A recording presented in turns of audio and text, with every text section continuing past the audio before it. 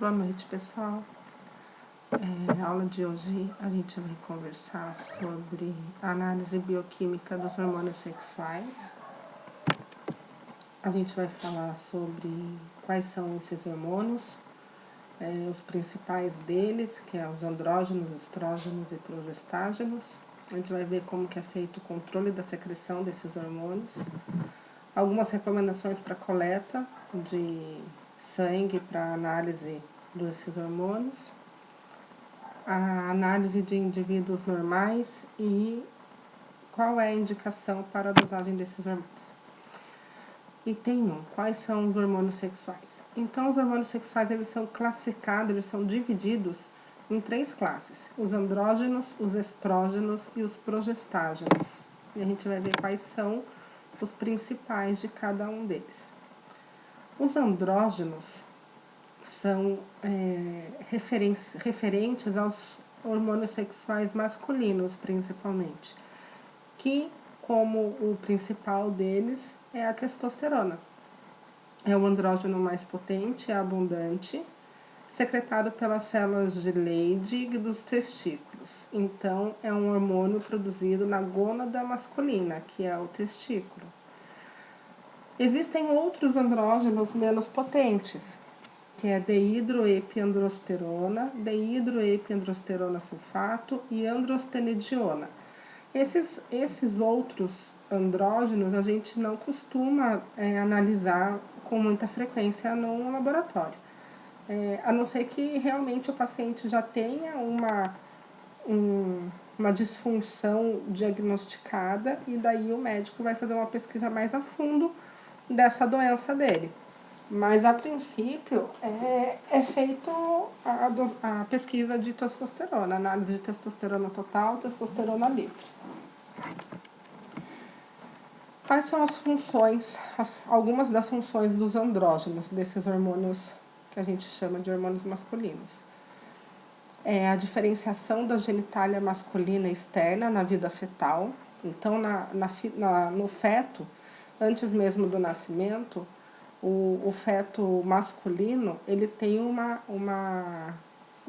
quantidade de testosterona alta na corrente sanguínea dele, porque ele precisa fazer a diferenciação da genitália masculina externa é feita por essa testosterona do feto. O andrógeno também tem a maturação sexual de meninos na puberdade, início e manutenção da espermatogênese, o que é a espermatogênese? É a síntese de espermatozoide que acontece no testículo. Então, ela é devida ao andrógeno também. E o controle do comportamento sexual masculino na vida adulta. Os estrógenos, eles são o que a gente chama normalmente de hormônio feminino. A gente tem essa diferenciação meio leiga, assim, de falar de hormônio feminino e masculino, mas é porque os andrógenos, eles têm, geralmente, em maior quantidade no sexo masculino, porque eles são responsáveis pelos caracteres secundários masculinos, pela espermatogênese e tudo mais. E os estrógenos, eles são mais abundantes no sexo feminino, porque a gente vai ver que ele é responsável por essas caracterizações do sexo masculino. Isso não quer dizer que homem não tem estrogênio e não quer dizer que mulher não tem testosterona. Então, ambos têm todos os hormônios, só em quantidades diferentes. E isso, inclusive, pode ser motivo de algumas disfunções hormonais muito frequentes, mulheres, por exemplo, com testosterona aumentada, ou homem com testosterona baixa. Cada um vai ter um tipo de disfunção diferente, certo? Então, a gente vai falar dos estrógenos agora. Dos estrógenos, o estradiol é o estrógeno mais potente e abundante. Assim como a testosterona é dos andrógenos, o estradiol é dos estrógenos. São secretados pelas células da granulosa dos folículos ovarianos e também pelo corpo lúteo. Então, ele é secretado pela gônada feminina, que são os ovários. Existem outros estrógenos? Existem. são menos potentes, a estrona, o estriol, e são menos pesquisados, analisados também, a não ser que seja uma pesquisa mais profunda, exatamente querendo saber alguma coisa de hormônio sexual feminino.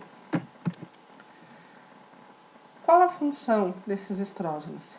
Então, assim como a testosterona para o masculino, os estrógenos ela tem introdução dos caracteres sexuais secundários em meninas na puberdade.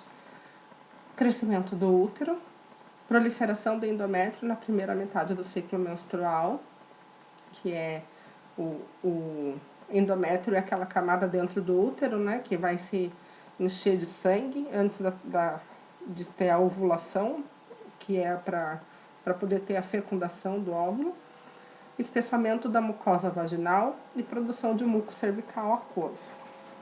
Então, nessa primeira parte da nossa aula, a gente deu uma geral sobre os hormônios e a gente falou um pouquinho sobre os andrógenos, representados pela testosterona, e os estrógenos, representados pelo estradiol.